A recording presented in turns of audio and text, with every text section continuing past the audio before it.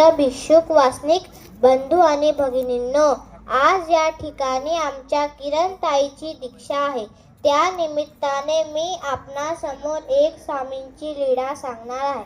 स्वामींकडे माझ्यासारखी छोटीशी धानाईसा नावाची मुलगी होती. एका दिवशी तिने छान लुगडं घातलं, छान छान शृंगार केला. स्वामी तिला म्हणतात, धाई, कास कोणा कारणे घातली, म्हणजे हे छान लुगडं कोणासाठी घातलं?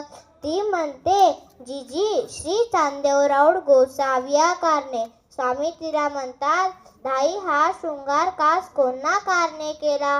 ती म्हणते, श्री चांदेवराव गोसाव्या कारणे. स्वामी तिचं उत्तर ऐकून प्रसन्न झाले.